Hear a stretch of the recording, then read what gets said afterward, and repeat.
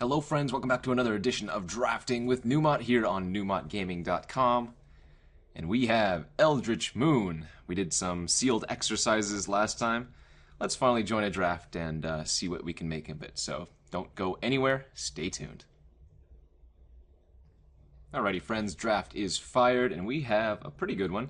Bedlam Reveler, definitely a decent card. I think people can underappreciate this one for sure. Making some waves in Standard, and in Limited it's just fine as a top-end card that, yeah, you can cast it generally for like 6 or 5 and get some nice value out of it.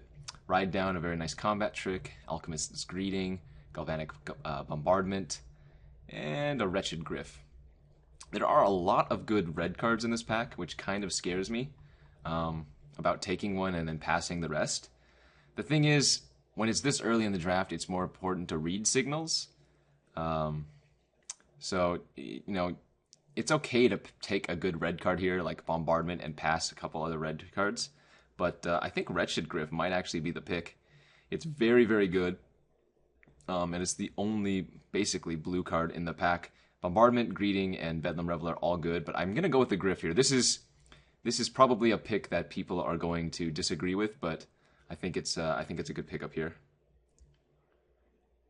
Emerge is just so powerful. And we get a little bit punished because now I think the best card in the pack is Thermo Alchemist. Would have been nice to have a Galvanic Bombardment into a Thermo Alchemist, but I don't mind taking this here. Other good cards in this pack you consider Ingenious Scab if I want to stick with the blue. Midnight Scavengers is okay, just as a 3/3 Gravedigger, and if you are able to get the Graph Rats, then you get the nice Chittering Host. Blood Mist is also very, very interesting for the red deck. I'm not quite sold on it yet, but I have definitely seen it do a ton of work.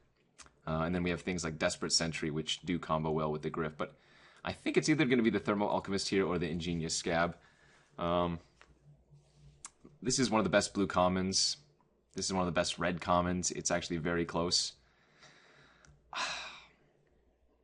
I think because I've taken the Grift first pick, I'm supposed to take the Scab now second, but had I taken any of the red cards first pick, then we would take the Alchemist here.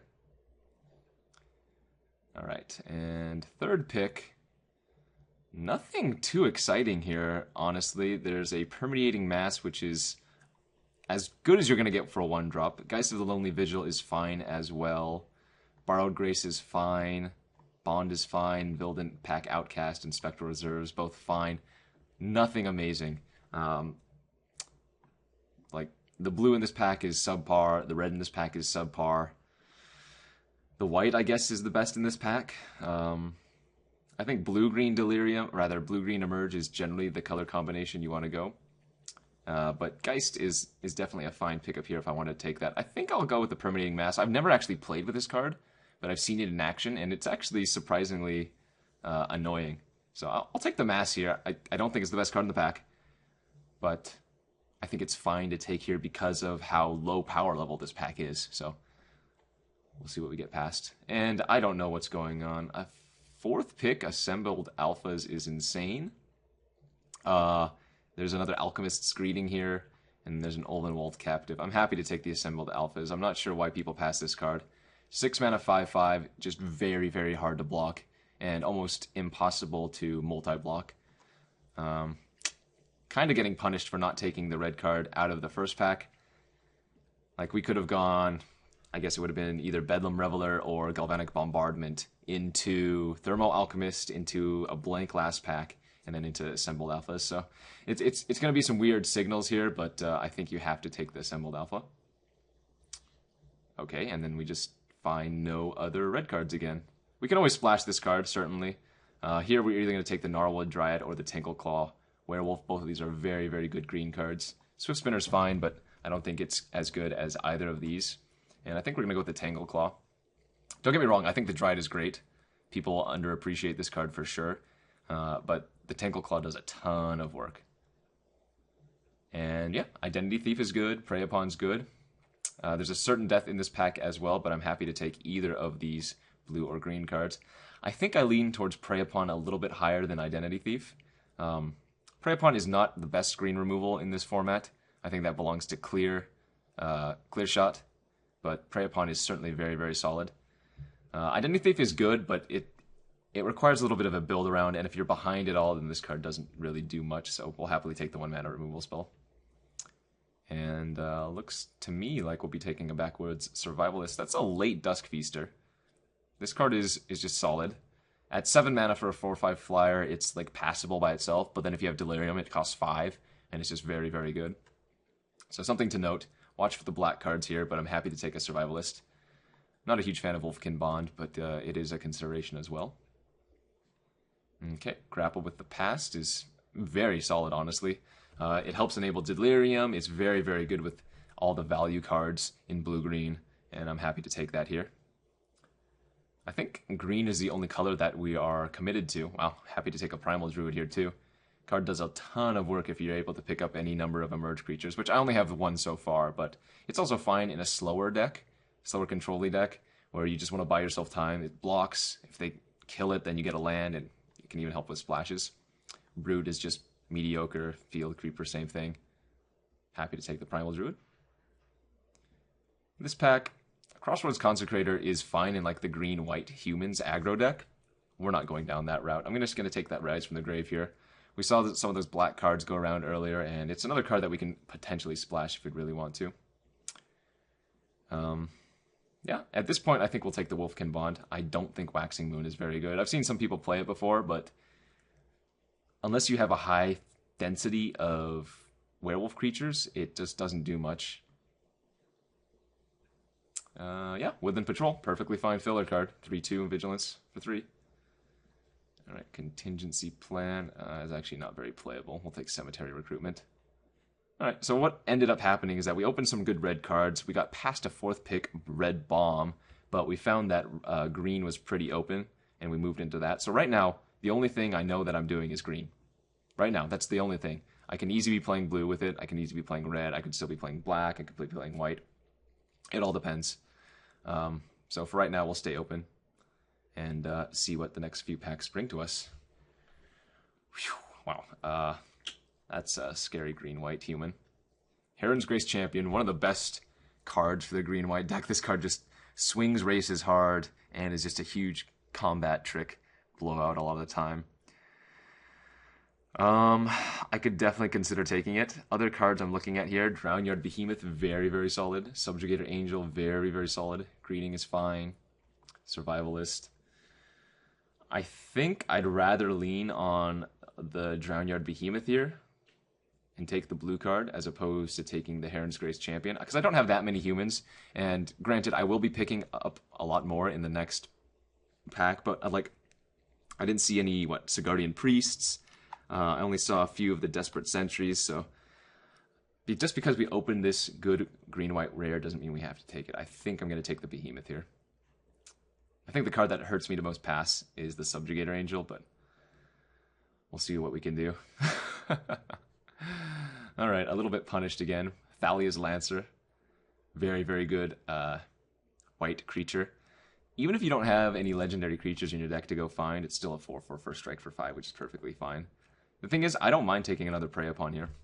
As good as Thalia's Lancers is, it's still just, a big dumb Dirtle for 5, and we have bigger dumb Dirtles anyway, so happy to take a Prey Upon.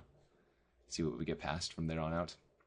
Okay, and, this is what I was talking about. We didn't see much white, but now we're seeing a ton of it. Kind of awkward. I don't really want to take the Sigardian Priest here, but there's not too much else for me. Like, Cultist Staff is fine. I could take another Grapple of the Past, which is also fine. But, I think the best card here is probably the Sigardian Priest. Awkward for sure. It's probably best just to take the Grapple. Stick to my guns. See what we can find from here on out. We've seen a ton of Prey Upon and a ton of Primal Druid. I might actually take the Cryptolith Fragment here, though. I think 3 Prey Upon might be a little bit too many, and Cryptolith Fragment can help ramp us and fixes for us, so that's going to be an easy pick in my book. Okay, there's another Sigardian Priest here. I think that's a little bit too late now. Had I taken the Heron's Grace Champion or the first Sigardian Priest I saw this pack, yeah, I could take this, but Ulvenwald Captive is perfect for this deck, and honestly is probably on the same power level as far as color commons go. Like Sigardian Priest in white, very good. Ulvenwald Captive in green, very, very good as well. Alright, and I'm just going to happily take another one here. That's great for us. We can be super heavy base green and just splash a few other cards. Captive is not only a ramper, like I mentioned earlier, but it turns into a 4/6 later, so quite happy with that. Yeah, and I'll happily take Id of the Hordes for him. It's not anywhere close to the best of the emerged cards by any means. The Griff and the Drownyard Behemoth here are both better than it. In fact, most of the other emerged cards are better than Id of the Horde Storm, but it's still a fine one to hit later on. There goes another late Dusk Feaster too. Well, I think with 3 emerged creatures now, I don't mind taking another Primal Druid. We have all the emerged fodder that we need, and this helps, again, splash for any other colors that we might be, because we have 2 blue emerged cards, and then we just have the assembled alpha, so base green splashing for anything that we want to seems fine to me. Ooh. Crop Sigil or Backwoods Survivalist number 2. Could even consider a Turn-Aside. Not the biggest fan of Crop Sigil, but it does have good synergy with like Grapple with the Past. And in the last pack, you get a lot more Delirium cards. I think it's close. I think because I have the double Ulvenwald Captive, I'm going to go with the Survivalist here. But I can see that pick being a little bit different. Alright, 3 Primal Druids. Probably not playing all of those. Creeper for the sideboard in case we need more Delirium. Yeah, I mean, blue wasn't that open, honestly. It looks like, from what I saw, that we could have moved into white in pack 2, but we are in a perfectly fine spot here. We almost have enough playables in green by itself, so, you know, depending on what we open in this last pack, we can kind of move all around how we want to. Plus, we have a lot of fixing. The double grapple I consider fixing. Triple Primal Druid. I mean, I'm not going to probably run 3, but that's fixing. Fragments fixing, so I think we are okay. Hopefully our pack 3 has a nice one. The Gitrog Monster. Hey, how's that for a good one? Wow, this pack is just great in general. The Frog, Lightning Axe, Tenacity, Kindred, Deadweight, Quilled Wolf, and then just a lot of fine playable cards. Yeah, you know what? Happily going to take the Gitrog Monster here, and maybe even consider putting in this Rise from the Grave now. Probably going to cut Wolfkin Bond. But yeah, this deck looks good. Double Grapple to go with Gitrog Monster is really solid. I kind of wish I had taken that Crop Sigil now. We might honestly cut the Scab if we're just splashing some top-end blue cards like the Behemoth and the Griff. But yeah, like base green splash everything in the world seems perfectly acceptable to me.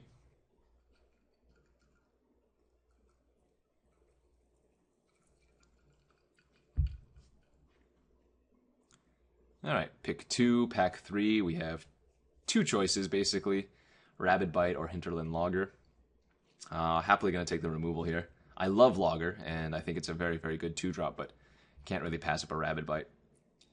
We're going to be short on removal in green, and given the fact that we already have 2 Prey Upon, this Rabid Bite's going to be real solid, I think. Probably not going to wheel anything, but that's okay. Got a removal spell out of this pack, and I'm very happy with that. And in fact, I'm very, very happy to take another one. Rabid Bite number 2 is great for us. Now I guess we're probably looking for like Moldgraf Scavenger, or just some creatures that have big power early, you know? I don't have many 2-drops, in fact. Well, that's not true. I have a million 2-drops, but none of them really are good with Rabid Bite.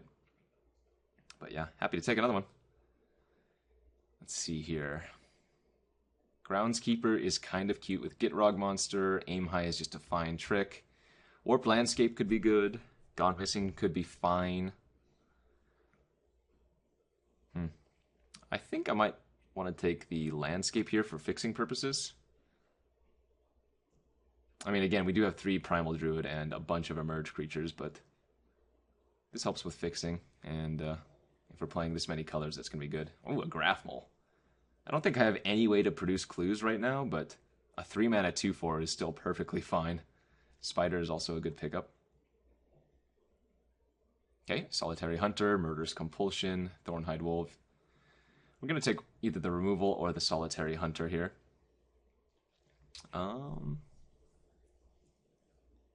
Interesting. I probably should take the Murderous Compulsion, but I think Solitary Hunter is just so good.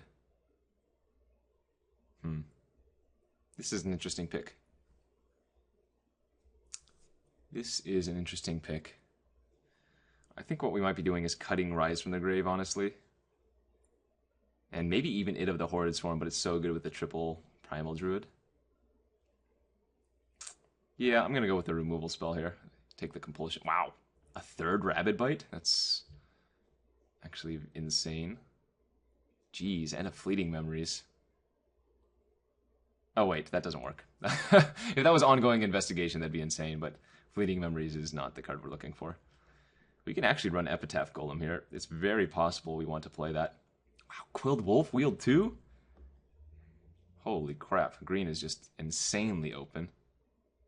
I'm sad to pass that Anguish of Making, but we might actually run Confront the Unknown in this list. Jeez, okay. I'm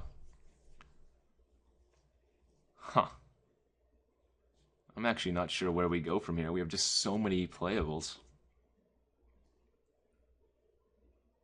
I guess Woodland Patrol is kind of filler. A 3/2 for 3, not that exciting. Maybe I'm supposed to cut one of these splash colors. I don't know. I don't know. Maybe Assembled Alphas is not a card I want to splash for, but I want to splash the black and the blue.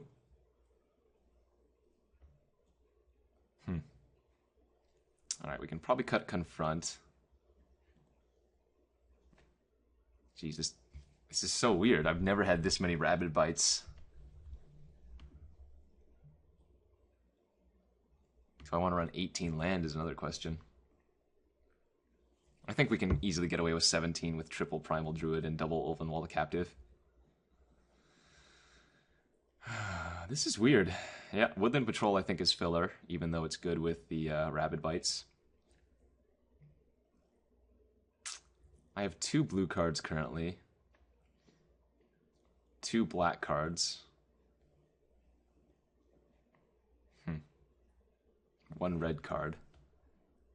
But I think it's worth it to splash the bomb. Like, our mana base is fine. I get to run like 12 forests and then 2 islands, 2 swamps, and a mountain.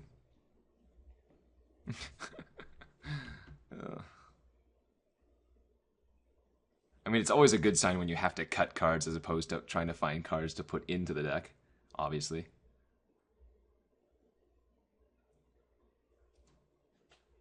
Alright, maybe I don't splash for Murderous Compulsion. Maybe that's too narrow. And I probably won't have it early anyways. Cut 2 more cards here. Maybe I cut 1 of the Primal Druids. And maybe I cut 1 of the Prey Upons. I don't think you ever cut any Rabid Bite, but I think you can cut the Prey Upons, since it's fight as opposed to Rabid Bite where it's just it deals damage.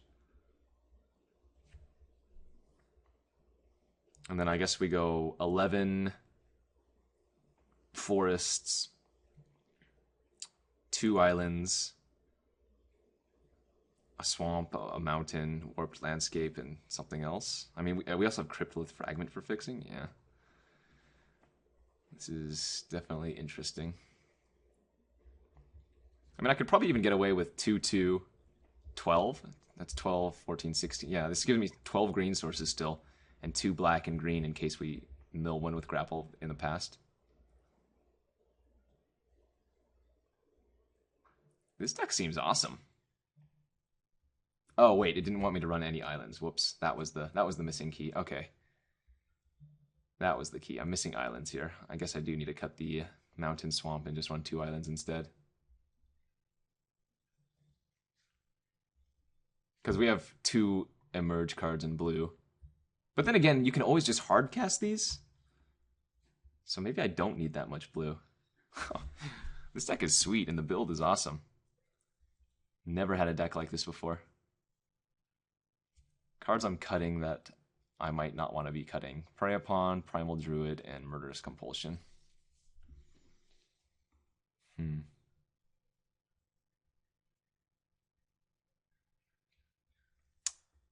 Again, I really like that Woodland Patrol with the 3 Rabid Bites. I just don't think there's anything I want to cut for it.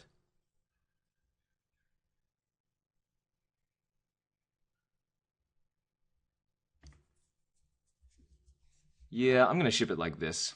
The deck looks great. Haven't drafted a deck like this in Eldritch Moon as of yet, but happy to see how it plays out. So stay tuned. Thank you guys for watching. All right, here we are for round 1 of our Eldritch Moon draft, where we are basically mono green, splashing 3 different colors. On the die roll, let's play first. And that is extremely awkward. Remember, we have 2 islands, 1 mountain. We have 12 forests in the deck, something like that. Man, I'm super tempted to keep this hand, though. 1 forest and we just go off. Oh, it's greedy. It's greedy. I'll ship this, though. I'll play it safe. And I guess we're keeping this one. Yeah, we'll put the Backwoods Survivalists on top. It's super good with double Rabid Bite. The opponent probably won't be able to get through my Primal Druid for a little while anyways, so... This hand is definitely a lot different than our opening hand. Oof. Wow. That's kind of silly. Just gotta pass here, letting our opponent's Hinterland Logger transform. I guess I'm blocking, honestly. It gives me the 4th land for our Backwards Survivalist. Super awk. And let's get a... I think we actually get a Black Source here. The Emerge cards, again, we can cast naturally just for their full mana cost. And Gitrog Monster is the one we'd be able to cast soonest next anyways. Really wish I had Prey Upon there, as opposed to one of the Rabid Bites, just because 5 mana would have been able to deal with it. If the opponent has a bounce or removal spell for our Backwoods, we're going to be in bad shape, but I'm just going to take the hit here for 6, and then hope on my turn that I just get to double Rabid Bite. And that looks like it's going to be the case. We'll Rabid Bite there, and we'll Rabid Bite there, and then we'll bash in for 4. Nice. Not going to leave the Backwoods back. Happily trade 1 for 4 damage there, especially since we have another Rabid Bite in hand anyways. It looks like opponent's probably just digging for land, since they did miss a land drop last turn. I'm probably just going to grapple on my main phase if I don't find anything to cast. Wow, take inventory too. Okay, sure. And funny enough, given our start, we're still going to be even in the damage race. I'm going to grapple main phase here.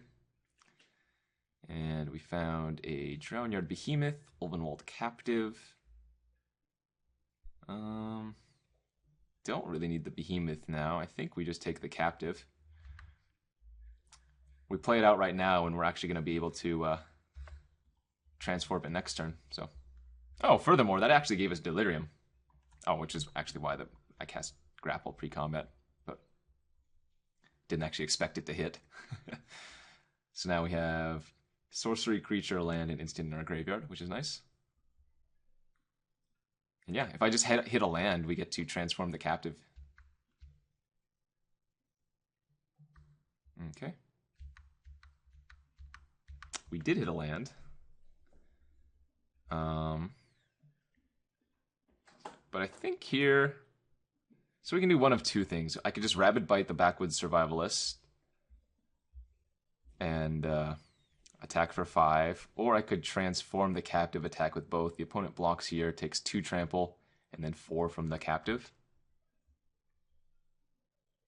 I think I'm fine letting the 4 drops trade. The only problem is that I'm only left with 1 threat after that, whereas if I Rabid Bite the survivalist to the survivalist right now, then we're still left with 2 threats, and it's on the opponent to find something. I can't transform the captive and cast Rabid Bite that turn. Because if I transform the captive with just the normal mana, then I'm only going to have 2 colorless available. Or if I tap the captive and leave up a green, then the captive's going to be tapped. So let's play it like this.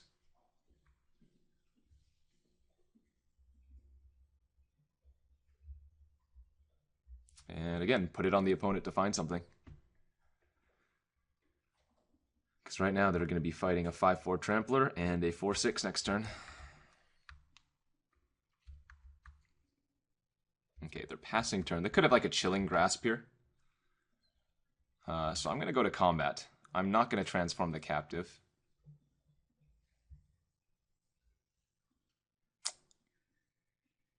Yes, I'm going to go to combat. Okay, they do have a Chilling Grasp. And I think we're just going to play out the Tangle Claw that we just drew. That has to be chumped, or blocked rather, every turn, and we have enough mana to transform it, so.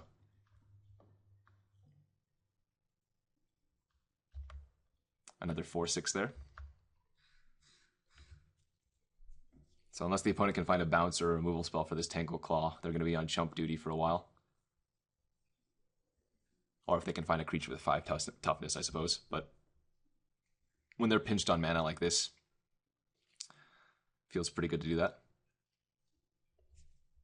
Okay, can't block.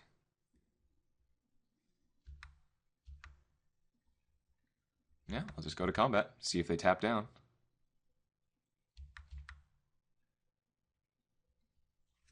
I actually don't need to do anything here. I just let them take 2. Because all of these creatures are still lethal next turn, and we can develop out an Epitaph Golem now.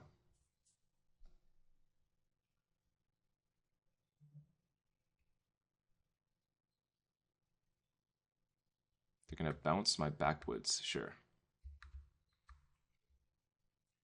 Okay. I still have 2 lethal creatures.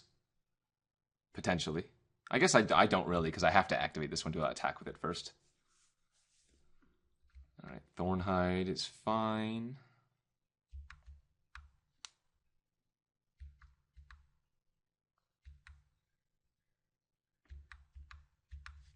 So what can I do here?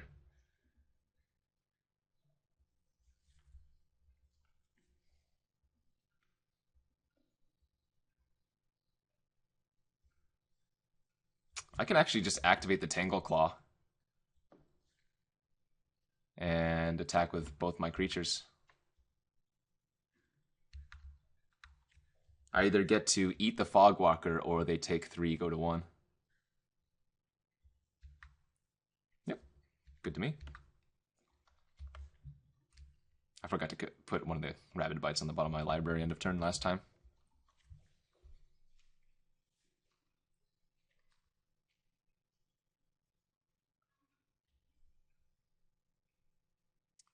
Well, this is opponent's chance to stabilize. They're on mono spells in hand. Niblisk, not that terrifying.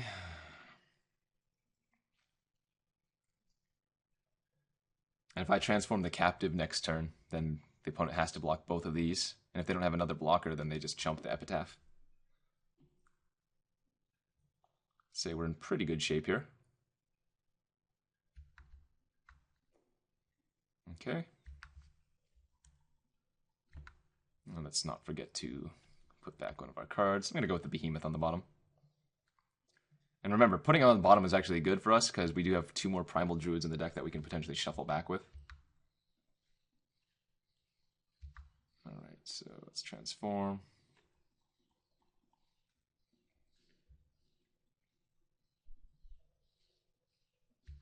Go to combat. And both my 4 power creatures are lethal. Alright. Currently opponent going to 1 here and losing their Niblis. I assume they have something else in their hand that they're capable of doing here. Maybe a clear shot. Okay, yep. That's fine. They don't eat my Fibrous. We still trade Niblis and they still take 1, or rather go to 1. Yeah. That was completely fine for us.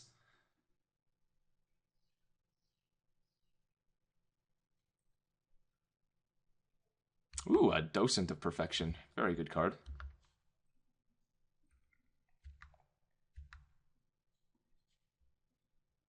Well, I don't actually have any good attacks anymore, so we just jam up the board. Everything is lethal, so pass and make it so that the opponent has to have an answer. Watcher into the Web doesn't help against the Trample Survivalist.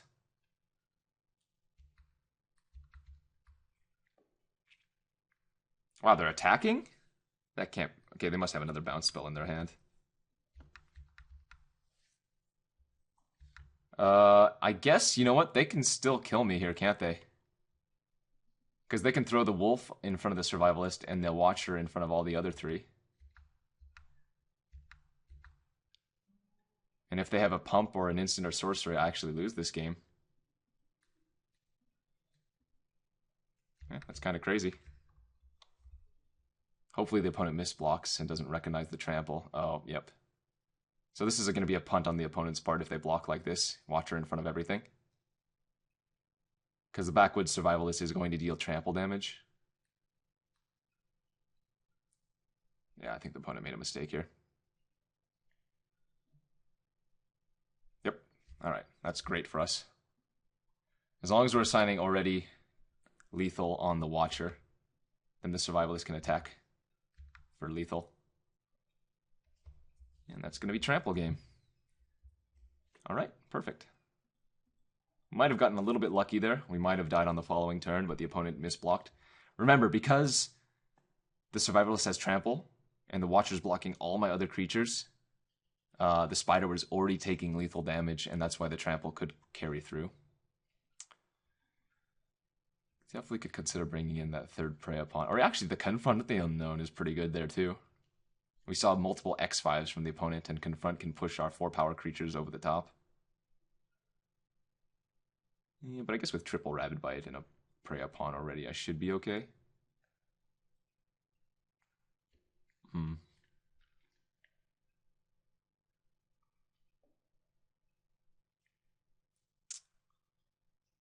Yeah. Again, I think this Confront makes it into the deck. Maybe this Permeating Mass just doesn't do anything. Let's do that. And go to game 2. Alrighty, game 2 with our mono green splash. On the draw, 1-lander again. And another one of these hands. We'll keep it. I'm gonna bottom that Drownyard Behemoth. We'll be shuffling our library anyways if this Primal Druid dies. Oh, Captive was a very good draw. Like I said, this is one of the best green commons. It's gonna allow us to play a turn 3 Backwoods Survivalists. That Logger's gonna do a bit of work, but oh well. Fogwalker doesn't tap the creature, it just keeps it tapped if it already is, so luckily we don't get wrecked on tempo there. And we get to play our Survivalist. I even get to play the Epitaph Golem next turn, which is also nice. 4-3 on turn 3, pretty good.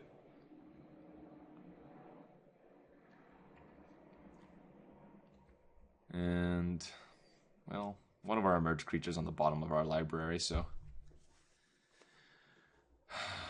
Oh, another nice thing about this Primal Druid, it just blocks Fogwalker all day.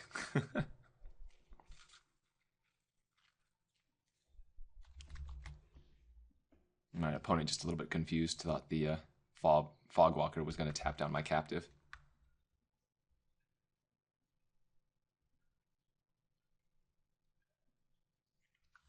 Just wondering. They were wondering how I could cast my 4-drop since they thought my Captive wouldn't be able to tap for mana that turn. But target creature an opponent controls doesn't untap. But it does not say tap that creature first. I think Fogwalker's a fine card, but definitely not a 2-mana Stitched Mangler.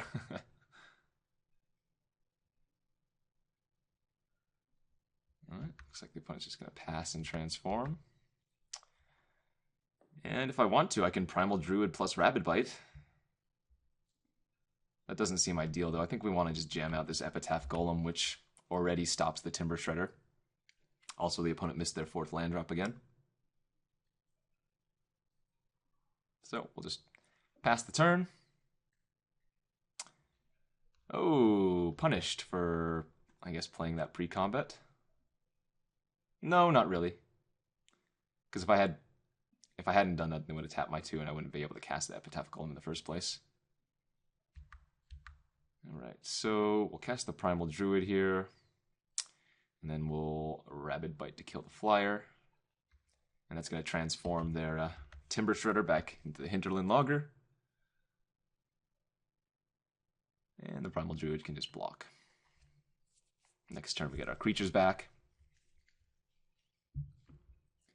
Block there, block there.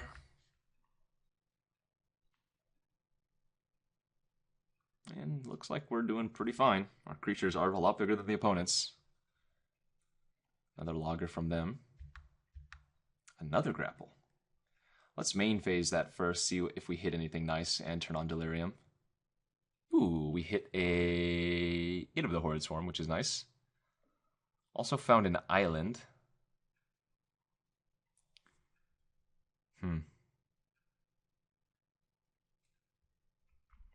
Sorcery, creature, land.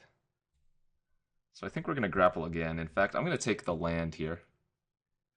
Well, no, we already have a bunch of mana. I guess I don't need the creature. And I can grapple again to hit a creature in the graveyard, potentially anyways. So let's grapple again and see what we hit. Now it's possible I'm supposed to keep this one for the opponent's turn. Alright, Wretched Griff, Island, Survivalist, Forest. Notably, we do have Delirium now. I think we want to just take Griff. Or maybe even the Survivalist again. Yeah, let's take another big Trampler, I think. That being said, I get to emerge my Primal Druid next turn for a mountain.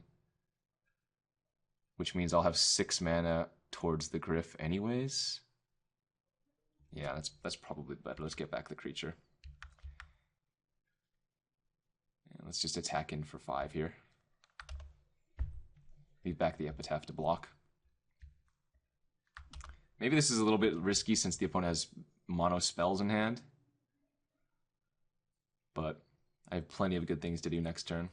Alright, so double transform on their part. All right, there's a forest for us. Which means we can... Well, first emerge our Primal Druid. Getting a mountain.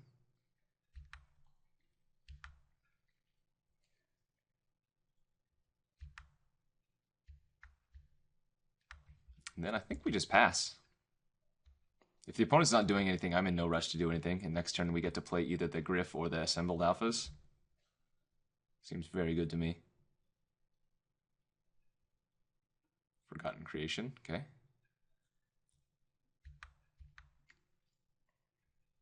Yeah, let's just jam the Alpha and say what you got. None of the opponent's creatures can block it since they all have 3 or less toughness.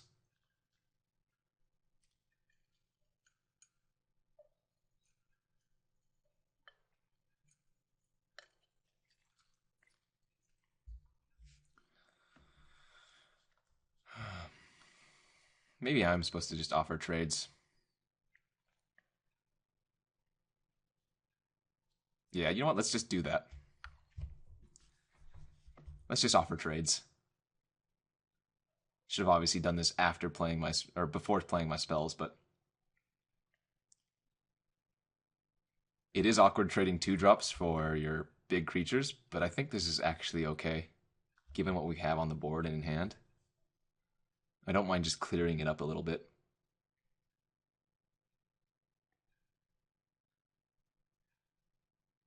So they need like a sleep paralysis or a bounce spell or another tap down.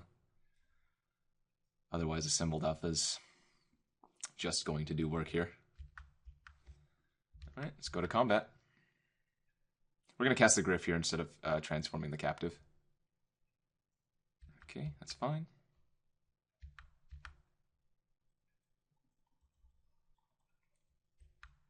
Draw a card.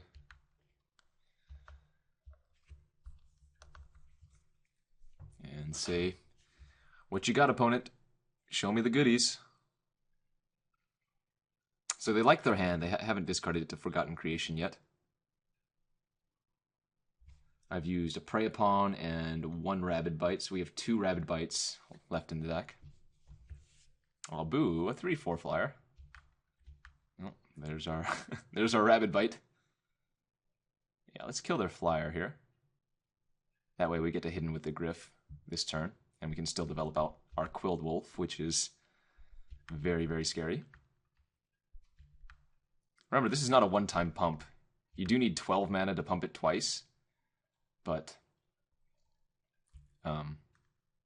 if you have the mana, then you can do so.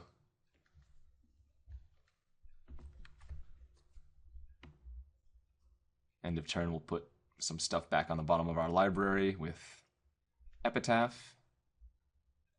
But we're just swinging with everything next turn, going wide. Yeah, Dawson's not going to do anything. Not good enough. Even if they block the 3 biggest, they still take 4, 5, 6, 7, 8. Yeah. That will be game, friends. Sure, Rapid Bite. Doesn't really matter what we put on bottom. Transform. And that will be the game. Yeah, this deck's a nice one. Oh, I guess BM. Attacking with my O3. Completely irrelevant, though. Just have the opponent dead here. And I think the MVPs of both these games have been the Ulvenwald Captives. Like I said, it's just one of the best green commons. And as you can see, it's just done a ton of work. So stay tuned. We'll be back for round 2 shortly. Alrighty, here we are for round 2. I'm on the play, and we mulliganed. We're going to keep that Ulvenwald Captive on top, though. And go turn 2 Ulvenwald Captain, turn 3 Primal Druid, some other nonsense. Apparently I've played this opponent before, and he said I crushed him. Olivia's Dragoon. Alright. Not now, Overwatch. I know you're playable. We're going to just play the Druid out here. If we hit a land next turn, we can emerge it away and cast our Horrid Swarm. Right now it does a good job of just blocking the Dragoon. Jeez, alright. So they're going to hit me for 2 with the Dragoon. Discarded the Twins. Oh! Apologies about that. I had Daddy Paul Chi on stream on in the background. Apparently I left that on too. Hopefully you guys didn't hear too much of that. Anyway, we did hit the 5th land, luckily. So we get to emerge out a nice Id of the Horrid Swarm and get a... black or red?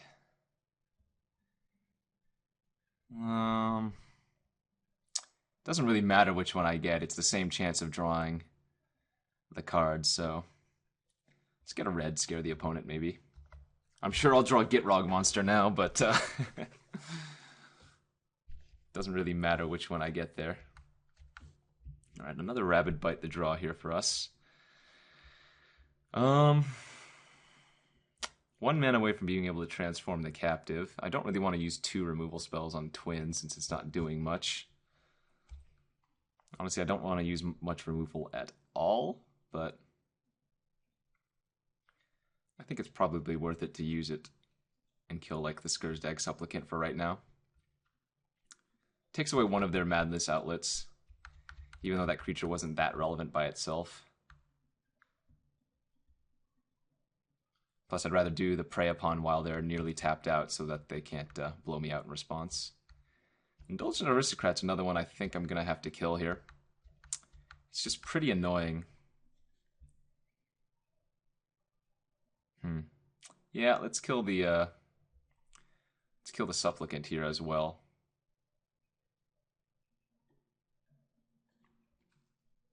And play out our permeating mass. Just pass the turn. Don't mind a board stall of sorts. Ooh, Call the Bloodline could be slightly annoying, but again, don't mind just sitting back here. We can turn our captive into a 4/6 now if we want to. But we are not doing much here.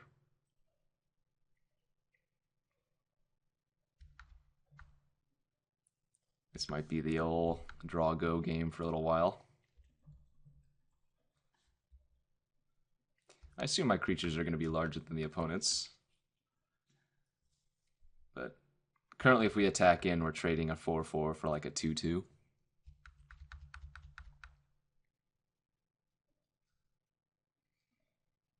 Okay, Bloodhall Priest. That is certainly one that will want a Rabid Bite. Granted, I mean, it's not that scary currently.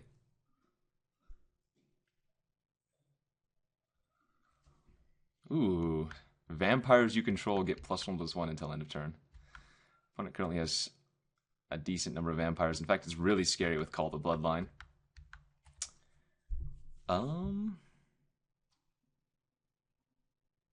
Grapple is good, but I think we save it until we can find one of our bigger threats. I think we just go for the Rabid Bite on the Bloodhall Priest for now. It's either that or the Stromkirk Noble. I mean, oh shoot, I punted actually. The opponent can discard a card and make their Bloodhall Priest bigger. Crap. Crap. In fact, I wanted to kill the Stromkirk. Yeah, this was it. Well, I mean, I discarded Spreading Flames, but this was a punt on my part. Playing a little too fast here.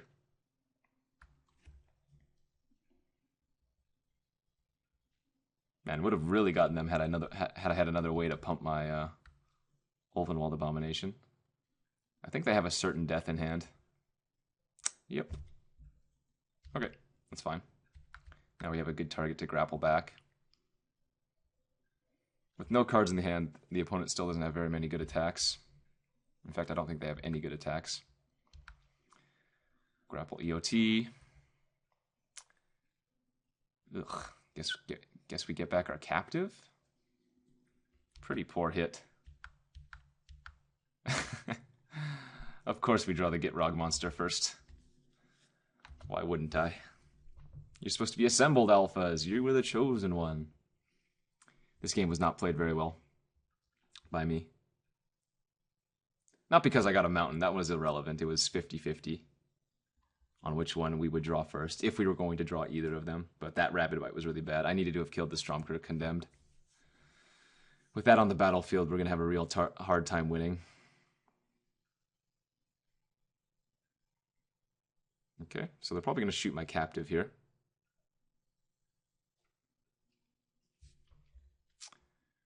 And I think I probably just block the priest with my permeating mass to turn it into it.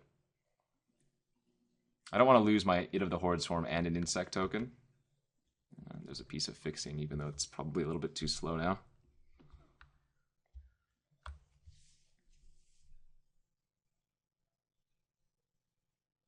Yeah, had I killed that Stromkirk Condemned, I think we were in fine shape. And then we'd start to get extra value with the Gitrog monster. But as it stands now...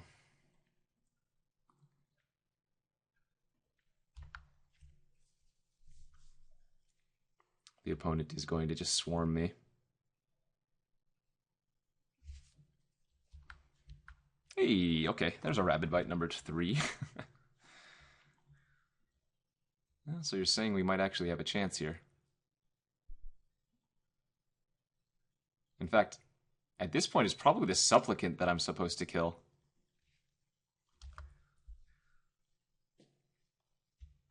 The Dragoon can get in for flying, but we'll be drawing 2 cards a turn here. Eventually we'll hit Epitaph Golem.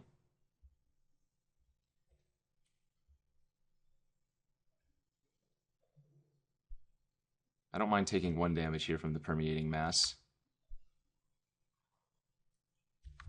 Alright. Wretched Griff, not a bad draw either.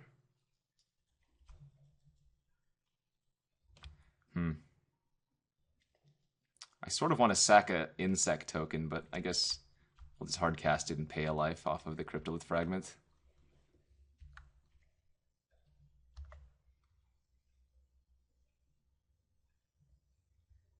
I can almost start attacking, but I think we win the long game here. So let's play it safe and not attack. Remember, the Stormkirk Captain is going to do some serious work with the Call to Bloodline, but it's going to take some time for the opponent to do that. I'm actually fine, I think, blocking here. No, we want the flyer for sure. Yeah, I'm going to take another 1 point of damage.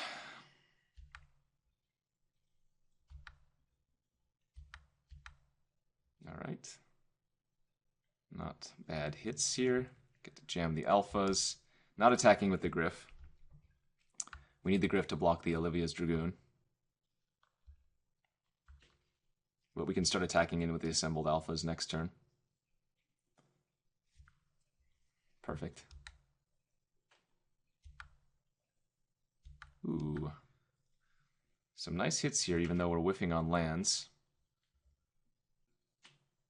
So we'll cast the Captive and the Graph Mole. And then we'll still be able to hold up Drowned Behemoth, in theory.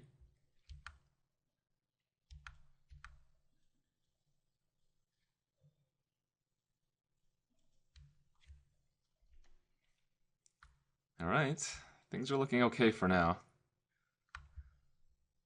Remember, all of those Vampire Knights can be 2/2s.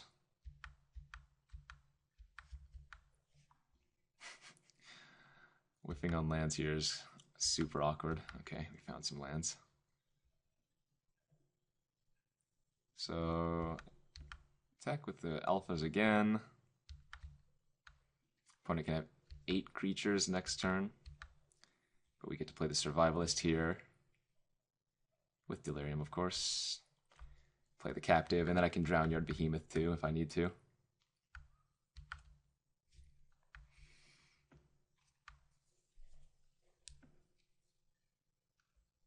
This is a close game. A lot closer than it should have been. I think we're just crushing them if I kill that Stormkirk Condemned when I should have.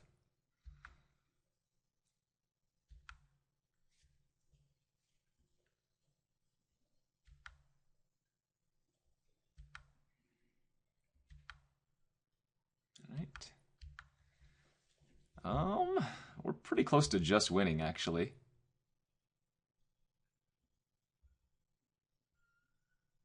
In fact, they take 3, 4, 5, 6, 7, 8, 9. I think I can put the opponent to 1. And then they have to use the Dragoon to block. Yeah.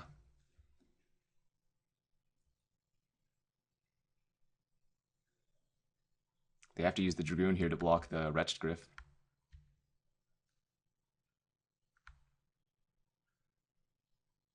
And they have to chump the alpha, but they still take 3, and it kills all of their creatures with its trigger. Oh, what did you have? They drew something. Throttle.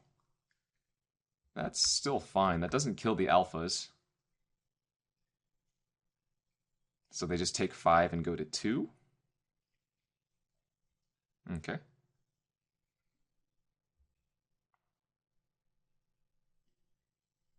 And then they have to kill me next turn. This is a weird game.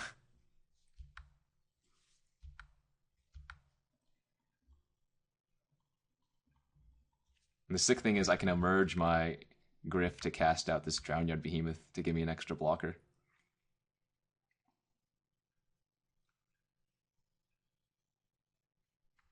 Granted, I have enough creatures to block right now, and they're going to be gaining 10 life off of their Vampire Knights.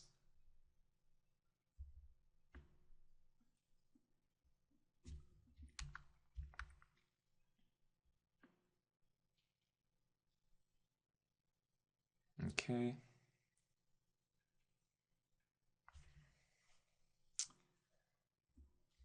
So merge for 7. Sack the Griff. Pay a blue.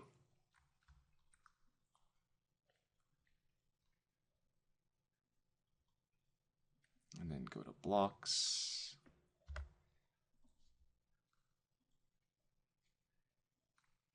Remember, all of their vampires, which is everything but the permeating mass, is getting +1/+1.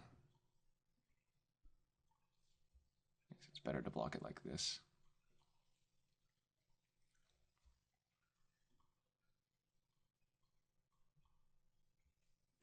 All right. Now, if they drew like a Savage Alliance or whatever that's called, I'm going to lose, but I think they're just discarding here and making all of their creatures bigger.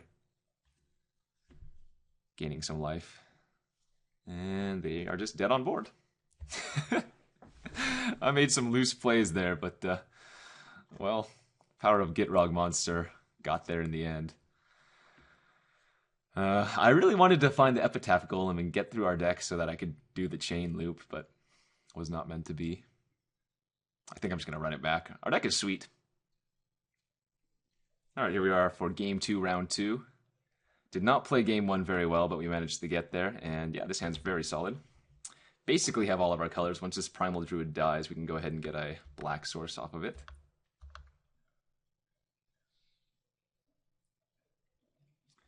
Oh boy, the opponent is starting strong with the vampires. Wow, that's actually very scary.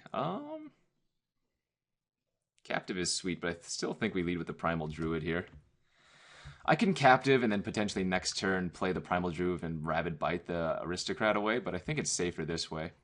Like, the opponent probably doesn't want to kill my Primal Druid. Okay, that's not bad. Ooh, it's a good draw. Well, now I get punished for not playing the Captive out last turn, but I still think it's safest to do it this way. Deadweight, maybe, on my Captive. Or they might be discarding the 3/5 to the Supplicant. Or they could just do that to the Dragoon, I guess. Really need to kill that Aristocrat, though, if I can.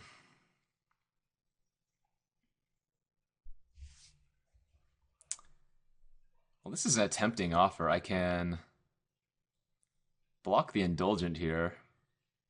No, that's actually bad, isn't it? Yeah. If I block the Indulgent, then they sacrifice the Supplicant and eat both of my creatures, whereas if I just block the 2/2, it's unlikely they want to sacrifice anything. They did have Deadweight, okay. So here we can either play the Werewolf or we can Griff it up. I think we want to Griff it up. No, that's a lie. If I Griff, I can Tangle Claw plus Rabid Bite next turn, but if I Werewolf this turn, then they can't attack very profitably unless they have a removal spell or a combat trick. And I'm in no rush to sack off the Druid. It's still a very good blocker here.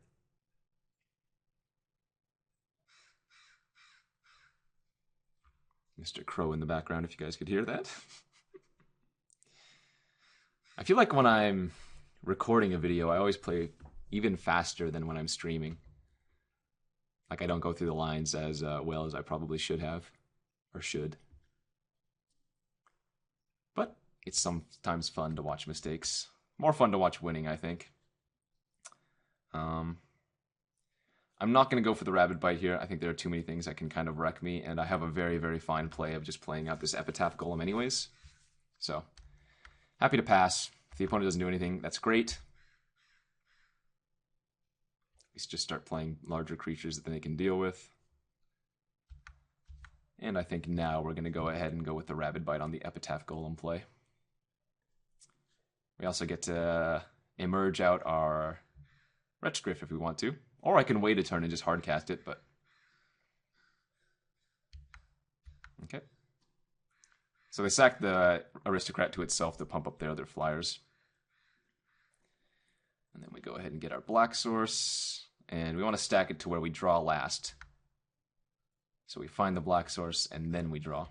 That way we potentially draw less likely chance of drawing a land there. And we can actually transform our Tangle Claw next turn, which turns into a 4/6, must be blocked. So again, I think we're sitting in pretty decent shape.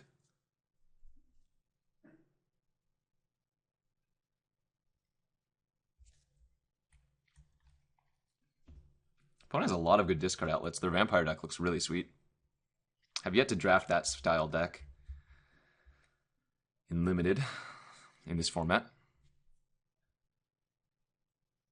But then again, I'm not going to complain. Our deck is very awesome as well. Where else do you get to find a mana base like this? And the funny thing is, our mana looks bad, but it's actually very good. Because the 2 emerge cards we have that you can just hard cast anyways, and our splash cards are a single assembled alphas and a single Gitrog monster, so it's not like you're casting those early and you're going to whiff on your mana sources. Plus, we have a lot of fixing. We have, 2 or 3 Primal Druids. We have the Cryptolith Fragment. We have double Grapple with the Past, which can mill the lands and get them back. Just lots of sweet value.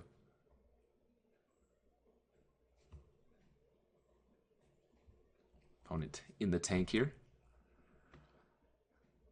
It's not a good sign if they have options. But I think we can go ahead and just start attacking with the Gryph and maybe even transform the Tangleclaw. This becomes a 4/6. I guess, never mind. The attacking with the Tangleclaw is not very good. Well, they're offering the trade here with something. Actually, this just bounces off the Epitaph Golem too. What punishes? What if I, triple block? I guess Uncaged Fury plus something could be really bad. Yeah, Uncaged Fury make their creature a 5/3 double strike.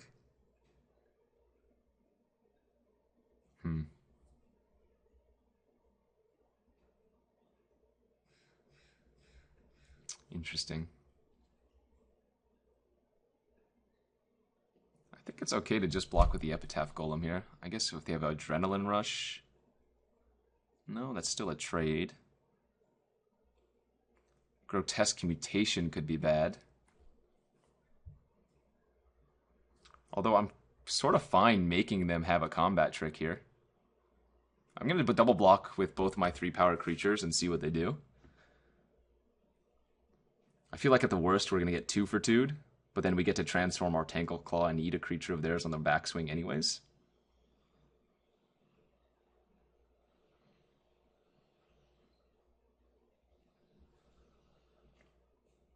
Some of those madness combat tricks could be really painful here for me, but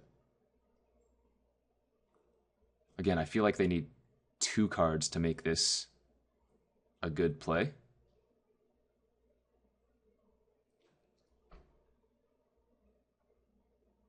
And if they're just discarding, they're discarding Spreading Flames to kill my Gryph. Wow, so I just got a huge 2 for 1 there.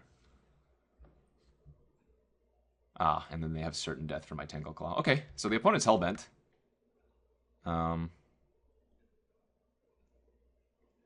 We can start putting stuff on the bottom of our library. If I don't Rabid Bite now, the opponent can potentially find a removal spell off the top and kind of wreck me, but none of these cards I really care about killing. I think we're just going to pass, honestly. And we might just play the draw-go game for a little bit.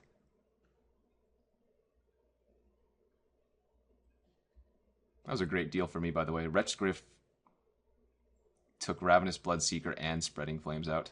Okay, so they're just discarding the Swamp to get in for 3 damage. That's A-okay. Gonna go and just start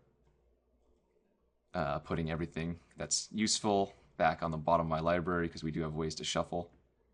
So all the removal, the Wretched Gryph. The only problem with this is that... I don't think we want the Captive. The only problem with this is that it takes away Delirium, and it makes my Grapple with the Pasts a little bit worse. Okay. So I think we'll tack in for 3 here. And now that we drew the Backwoods Survivalist, I do want to eat the Dragoon.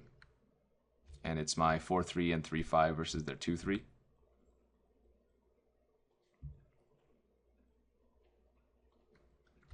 Seems good. And I assume on average my draws are a little bit better than theirs are.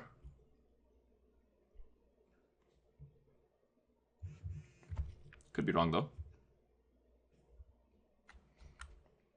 Gonna go ahead and put the other Rabid Bite on bottom. We've put a ton of cards on bottom so far, but we haven't shuffled yet. Graph-Mole's not bad. The card I'm really scared about them drawing is Twins of Mauer Estate, but I'm not going to play around them just having top-decked it. Oh, Bloodhall Priest is... Oh, actually, that's terrible for me too, isn't it? Jeez. That was a really good draw for the opponent.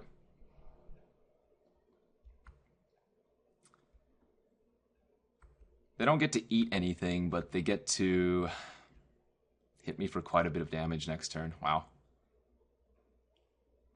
Sick draw. Very sick draw.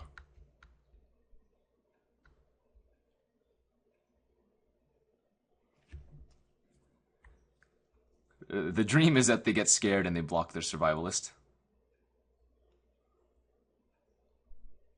But I assume they're just going to throw the priest in front of the epitaph golem and just bounce off.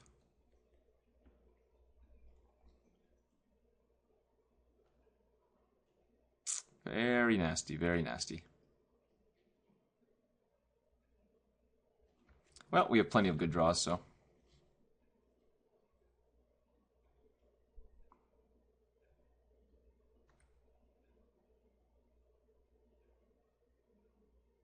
Oh, wait a minute. When it enters the battlefield or attacks, if you have no cards in hand, it deals 2 damage to target creature or player. Oh, that must be a bug, right? Because the opponent discarded this as their last card in their hand.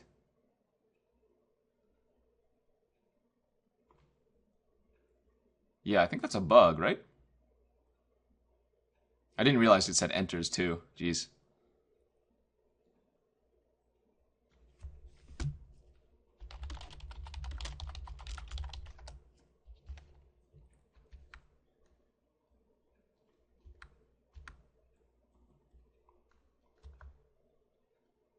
When it enters the battlefield or attacks, if you have no cards in hand, it deals 2 damage to a creature or player. Huh. Alright, well, something to note. Looks like Bloodhall Priest doesn't trigger when it's Madnessed out as the last card in your hand? Not actually sure.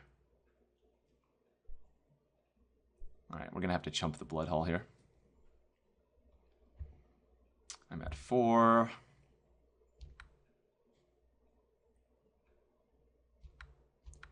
Drew a whiff. Oh, I'm just actually dead to the these two together. So, scoop them up. And let's go to game 3.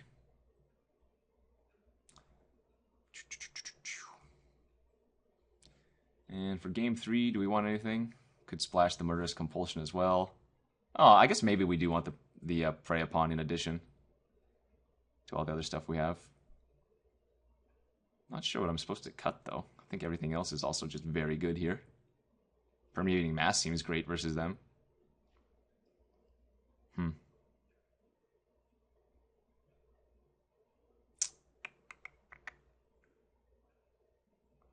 Maybe I can cut a Grapple. That card seems too good, though.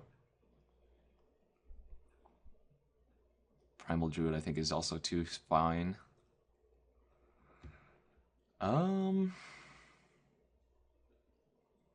Okay, I'll try cutting the Mass and running it like this.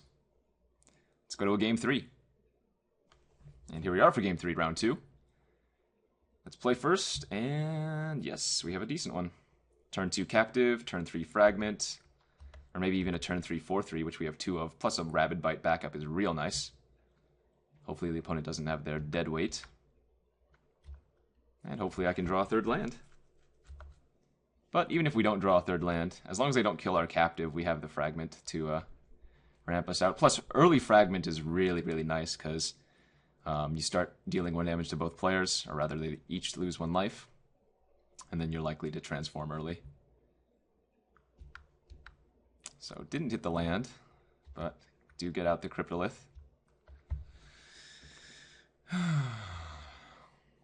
Playing a 4/3 obviously would have been very, very good there.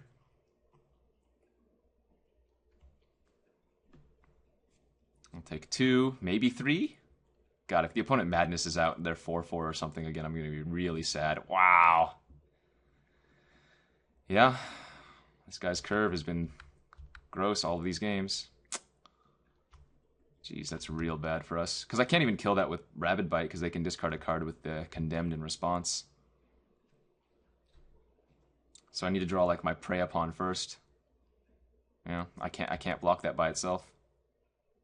That is extremely gross.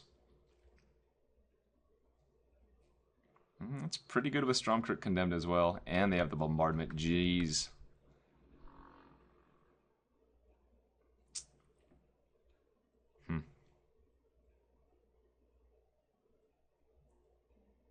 You know what? I think I'm forced to Rabid Bite their Stormcrypt Condemned here.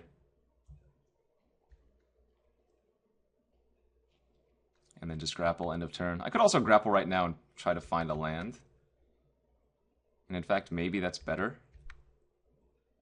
But this could give me instant speed Delirium that they don't know about, which might be worth it.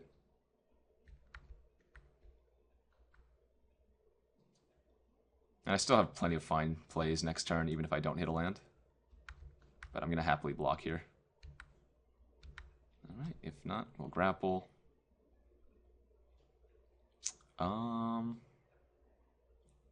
Pretty sure I just need to get back land.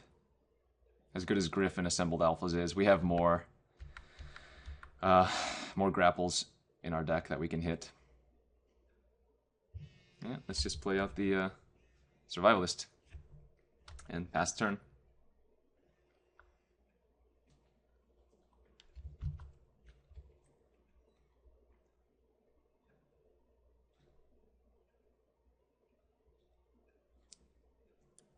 This could be terrifying. If the opponent hits Spreading Flames next turn and I don't have Delirium, I'm going to get wrecked.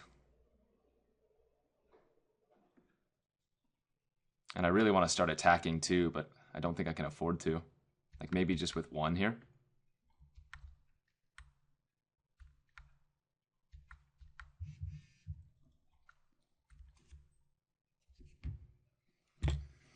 Alright, let's hope they don't have Spreading Flames or Fires or whatever it's called.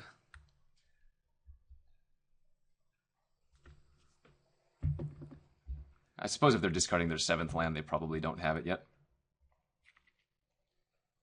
And if we get to transform this Tangle Claw, we're going to be in okay shape. Oh. Certain Death. As the last card in their hand, too. Jeez Louise. Alright. I'm going to take 6 here, go to 3. No, I'm going to take 7 here, go to 2. So I actually have to chump the Priest.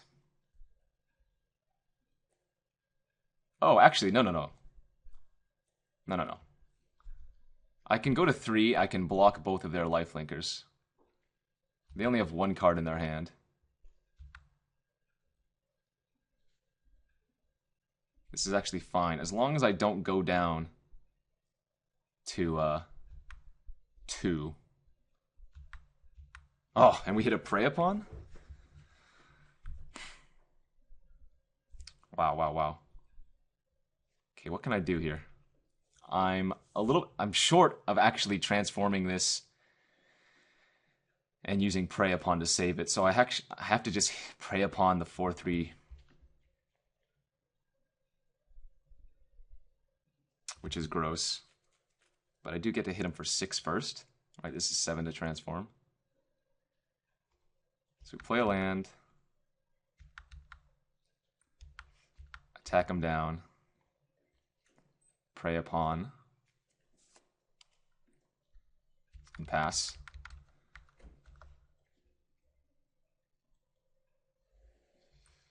Two for 1 ourselves, but have to do it.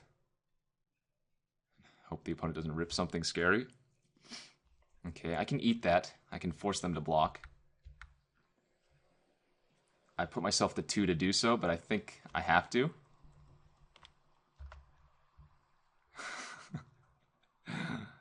Oh, this game is terrifying. They go back up to 12.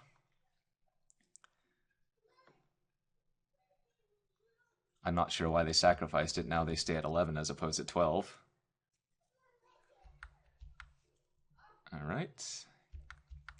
Get to attack in for 4, and our Cryptolith Fragment turns into a creature next turn, if they don't block. Oh my god, this is going to be a terrifying game. An absolute terrifying game. They didn't discard to Call the Bloodline. That's also terrifying. Do I win if I put them down to 1? Or rather to 6? No, because this deals 4 damage by itself anyways, yeah. So even if they gain the 1 life here, I think we win. Because they have to block the Fibrous Entangler. Ah, okay, I see. That resolves. Yep. They have to block the Entangler. They take 2, go to 6. I'm probably supposed to play out this Horrid Swarm now, honestly. And it costs 2 mana, so I can actually use Epitaph Golem first here. Wait, Warp Landscape for an island. Yeah, I can Epitaph Golem once and shuffle something back in, like Rabid Bite.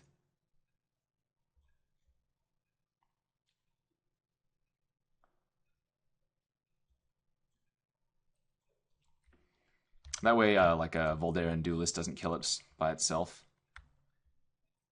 Since we have 4 blockers now. Nor does a Malevolent Whispers kill us. Do we get there? This is exactly lethal. Next turn. They block the Fibers, they take 6. Holy guacamole. Wow! And we win. Jiminy crickets. Alright. So we'll be going to the finals with our sweet green deck. Alright, here we are for the finals, round 3, with our green Dirtle deck. On the draw, and I think this hand's fine. Turn 3 Graph Mole just blocks basically everything. And, yeah, we hit found a blue source turn 2 for the, or turn 1 for the Wretchgriff too. Seems fine. Opponent probably has, what, we passed 1 ride down or 2? I don't actually remember, but that could be terrifying. The fact that they didn't have a 2-drop's really good for me. Desperate Sentry, sure. Primal Druid, where were you last turn? So I can either play Graph-Mole here, or I can Primal Druid into Wretchgriff next turn. And I think the opponent's less likely to use a removal spell or a trick if I just play out the Primal Druid and block out. That Fiend Binder could be very annoying for sure. Looks like we'll be getting a Swamp here.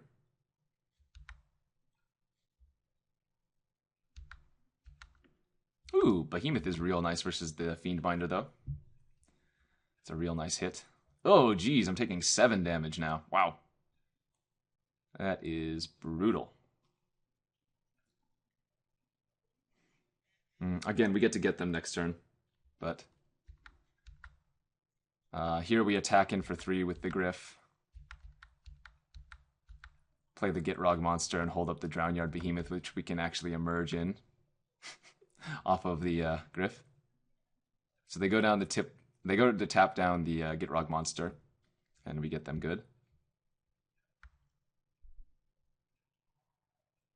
Oh, I could have actually played an extra land. I always forget to play an extra land the turn that Gitrog monster enters the battlefield. So awkward.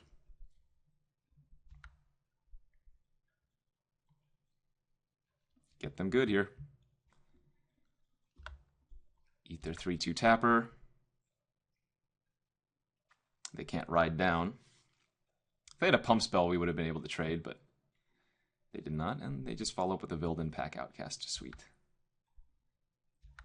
Although that card is pretty dang scary. Double Strike Trample is very gross.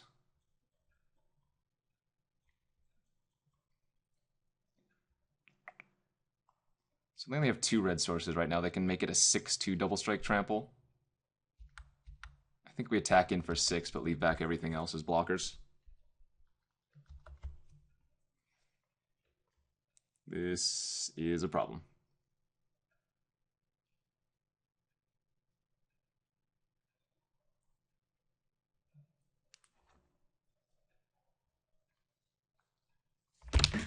This is a problem. I have enough defense, though, that I think it's okay. And I do need to make an attack in, right? My creatures are so huge that we can threaten to kill the opponent very quickly.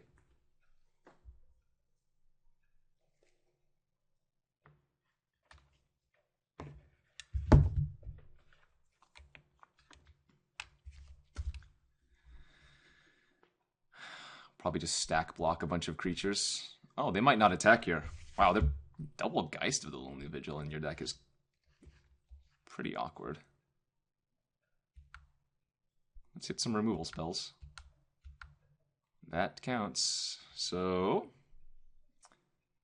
I have creature and land in the graveyard currently. This only puts a sorcery in there, but I think we kill the Vildan Pack Outcast. And go to town. Get to attack everything with everything but the Graph Mole here. And then we can play out a 2/4 that can block additional creatures. Yep, I don't mind trading.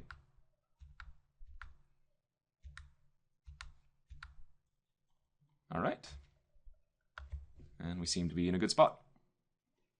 Taking care of the Trampler was the main thing. Happy to block their 3/2 double strike with my Graph Mole. But I think it's actually safer to double block to play around combat tricks. The Trample. Like, they might get a sweet little 2-for-1 here, but they do Tenacity. But this way we don't die. And yeah, with 2 cards still in their hand, I think we just keep going to town.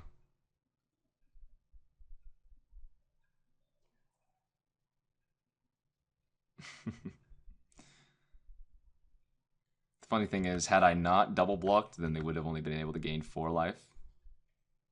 Well, I guess they would have used it on defense. Probably.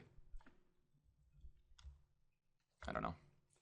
I'm playing loose, but it shouldn't matter. Hopefully. Question mark, maybe.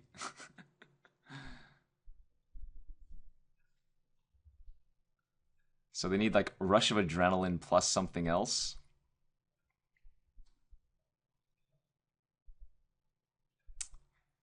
I think I'm just going to chump with the Quilled Wolf and see what they do. All right. And that's the game. Played a little sloppy there, but was able to get there. I will take it nice and slow next game. Oh, Prey Upon's great versus the opponent. Other creatures are pretty small. What am I taking out? Like, Permeating Mass seems great versus them too. Yeah, maybe I take out a Grapple. Let's go like that. More removal, less Grapple. Alright, game 2 of the finals. We are on the draw, and our hand is really awesome. Turn 1 Permeating Mass, turn 2 Primal Druid. We even have a blue source. Oh, I was going to say with the Warped Landscape, but we naturally drew a blue source for this Wretched Gryff on turn 4. Skeleton Key is not a card I have seen very frequently.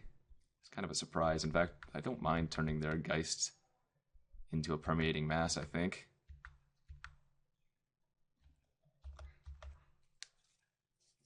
Like, if they give it Skulk and the Loot ability, I can block it with my Primal Druid. And we just have a bunch of 1/3s running around. I think that's fine. Obviously, it's not as good for the Wretched Gryff Emerge, but... Oh, they're just missing lands as well? Yeah, that's awesome. So we don't want them to loot. We'll leave back one of the Permeating Mass. This game is hilarious. It's only combat damage, though, so Prey Upon and Rabid Bite don't work with the Permeating Mass ability. Eternal Scourge, sure. And let's get black, I guess.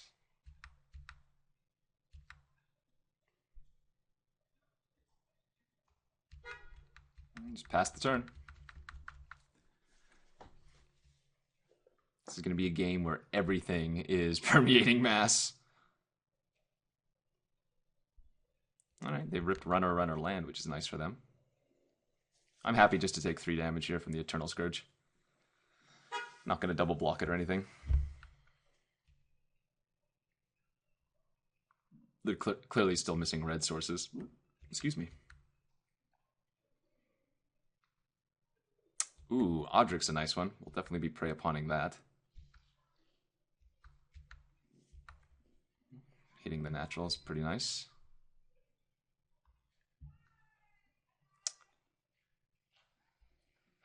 It's super awkward because to emerge my Griff, I don't actually get to prey upon the Audric this turn, but I think that's fine.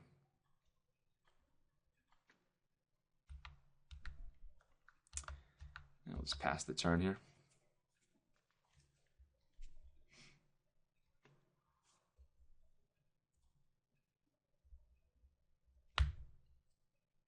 Uh-oh, that's bad for me. Hopefully they just tap out for something insignificant. No, that was an Alchemist's Greeting. That was bad for me. They can't attack with Audric, though, otherwise I can double block it.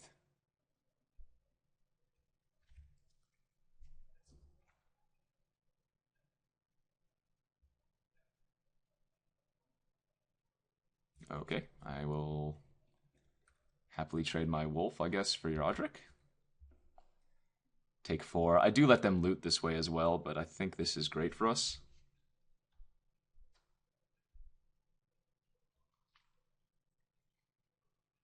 And they're going to kill the Permeating Mass instead of my Wolf.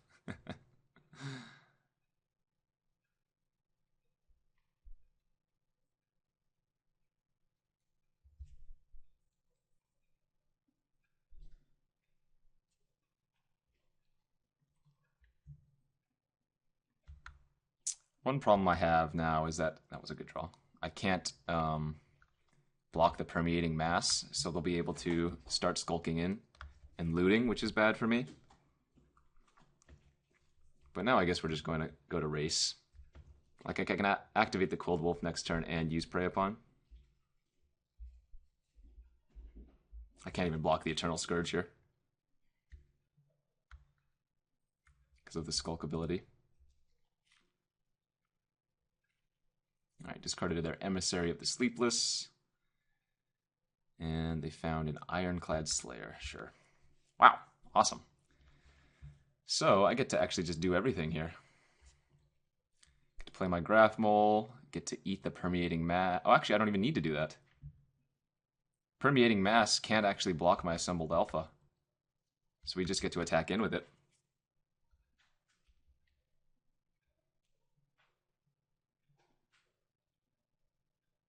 And the Grathmole blocks everything. I mean, I still think we want to prey upon the Mass. Just so that they don't get to Skeleton Key it. But I don't think we use the Rabid Bite. I think we just save that.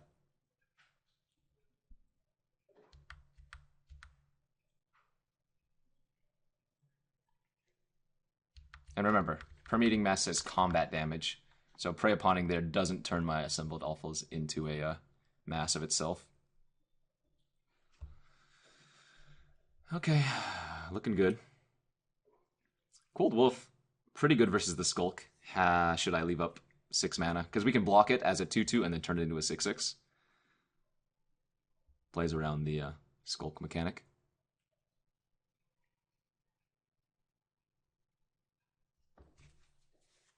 What's the best draw? Maybe Vexing? No, not Vexing. What's it called? Whatever that 5/7 flash is. I guess Gitrog Monster is very good here too. Right.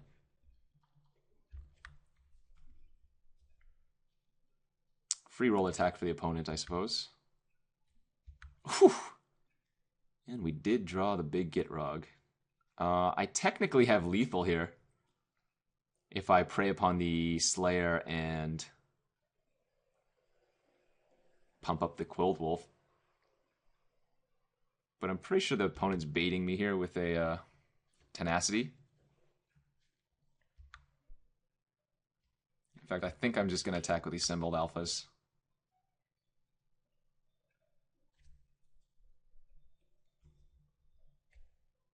If they have Silver Strike, they get me. Oof. That's what I get for not attacking with more than a creature. Yikes. Alright. Wasn't playing around Blessed Alliance, unfortunately. I think now is the turn we might want to use the Rabid Bite.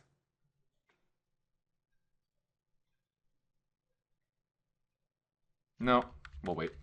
Cold Wolf and Grafmaul still do a fine job versus the Slayer and the Scourge.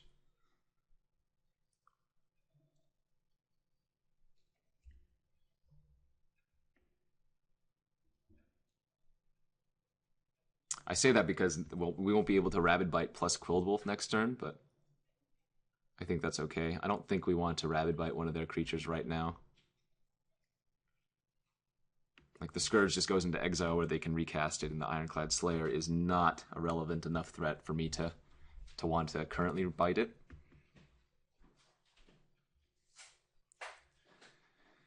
I guess the Double Strike might be bad for us. But other than that, I think we're okay. I mean, we know they're basically on mono spells in hand right now, since they've been missing land drops. Alright, they're doing something. What is this? What do we have? Ah, there's the Blood Mist. And that on the Skulk is real bad for us.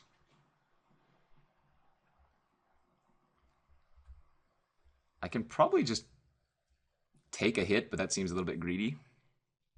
It might be time to throw away the Grafmaul.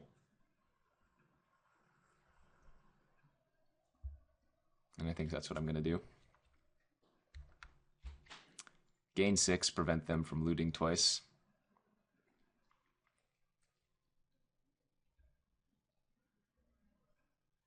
Alright. I'm not going to pump on upkeep because we could potentially draw some other spells. Alright, so that's a good draw. I think we're going to go ahead and Rabid Bite this Slayer now. Attack with both and then play the 2/4.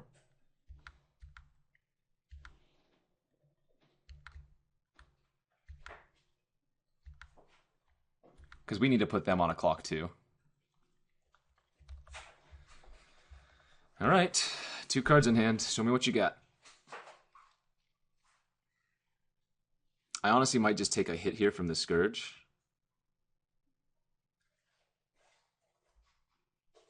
Well, I'm drawing so many more cards than them. No, let's block. This is the safest play by far. And I almost punted that last turn. If I had not drawn a forest, I wouldn't have been able to cast Rabid Bite plus Tangle Claw. Just for what it's worth. Oh, is this... That was a burn from within to kill my Quilled Wolf. Wow, okay. It's 5, 6. I'm 1 mana short of being able to play Primal Druid and activate Quilled Wolf here. But I think that's the line I'm going to take. I think I'm going to put them to 2. Let them hit me for 6 potentially and loot twice.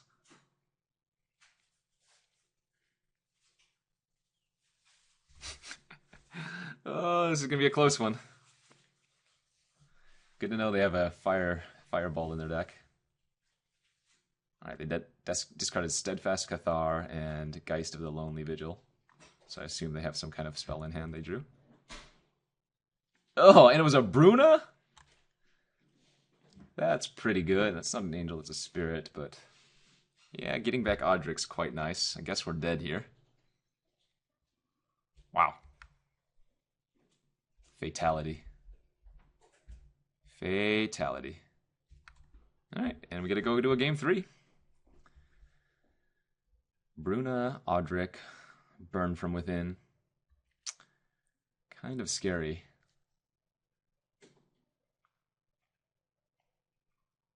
I guess Root Out is a thing.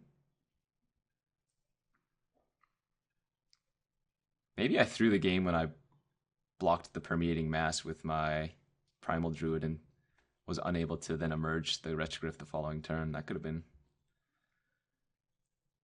a bad play. Weird game. Yeah, I think we'll leave the root out to the sideboard and just submit it back for game 3. All right, game 3 of the finals, the very last game versus red-white aggro. We're going to play first, and we have a 1-lander, so got to ship it back. All right, I'm going to keep this 5, or rather 6, but this is obviously not a very, very good hand for us. We have a sweet green deck splashing for Gitrog Monster, Assembled Alphas, and 2 Emerge cards. Hopefully we can rip like Primal Druid into Emerge and then get an early Gitrog out. Haven't been playing Stellar Magic, but we've been having some fun, that's for sure. Opponent is still deciding whether or not they want to keep their 7. Pause the video here real quick. All right, opponent kept theirs, and we're going to keep ours. We're going to bottom that forest. And hope to draw some action. I might just grapple on turn 2 to try to find something. Ooh, that's a sweet draw. And hopefully they don't have a 2-drop. Darn, they do. Yeah, we're going to go ahead and grapple here. Hope to find something to do. And we found ourselves a Primal Druid. Perfect. We'll happily play that out and start the blocking. Next turn we can Warp Landscape for a red source.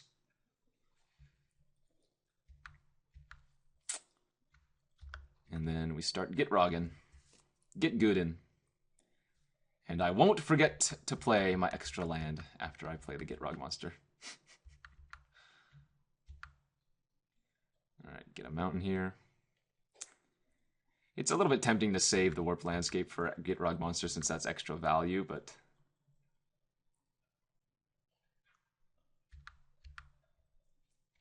I think we'd rather just develop out our mana immediately. And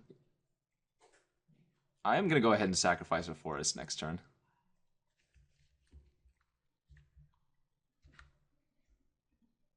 Because we still might want to grapple back our Gitrog. Ooh, Prey Upon too. Good draws. So we can cast everything in our hand, actually. We can Prey Upon the Thermo Alchemist. We can Rabid Bite the Flyer, and then play Grafmole. So let's Rabid Bite their Flyer.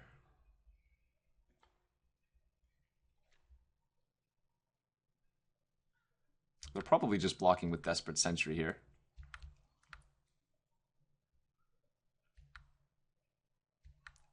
It's fine. Grafmole. And let's Prey Upon. We are Hellbent, but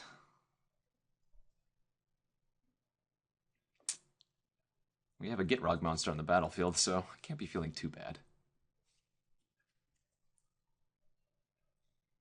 Okay. Or, like, what are they doing here? I guess I want them to have something, force them to do something here, and the Primal Druid's a free block. Borrowed Alliance, maybe? Oh, Tenacity? Sure.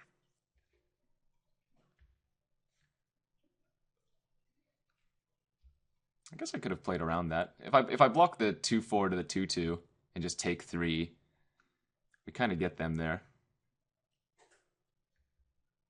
That was a very aggressive Tenacity, though, for sure. And this turns into a 5/4, so we're going to go ahead and attack in.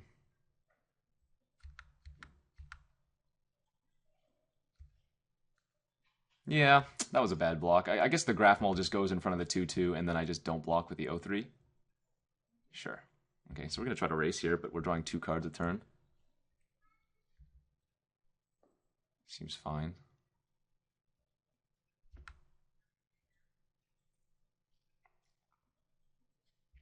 Yeah, if we can hit one of our other fat creatures.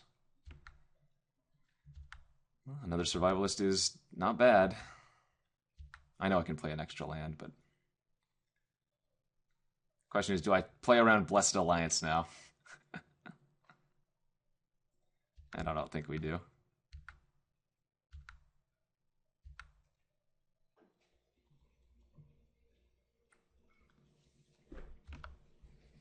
Turns out drawing extra cards is pretty good.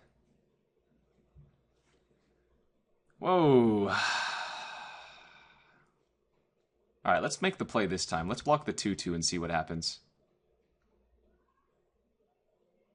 Strength of arms. Okay. Well, 2 for 1 still. And we're still drawing 2 cards. Both players are hellbent at this point. Do need to find a little more gas. That counts.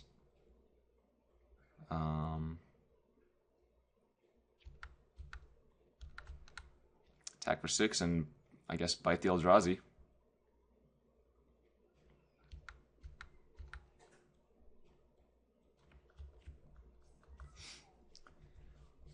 If we had that Primal Druid for the Wretch Griff, that'd be real nice.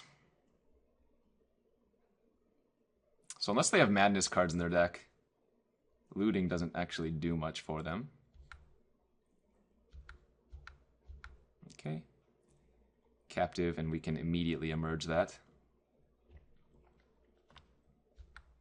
Nice. Put the opponent just dead to both my creatures.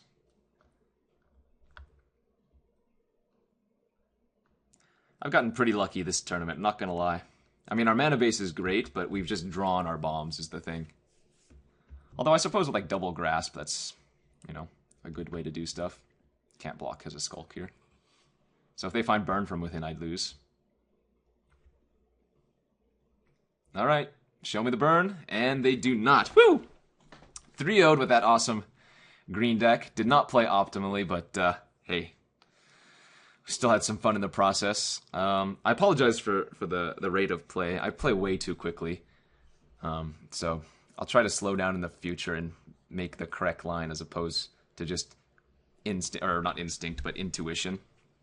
Thank you guys for watching the very first Eldritch Moon draft here with me, Numot the Nummy, here on Numot Gaming or YouTube. Hopefully you guys enjoyed this, and we'll see you back next time. Take it easy, friends.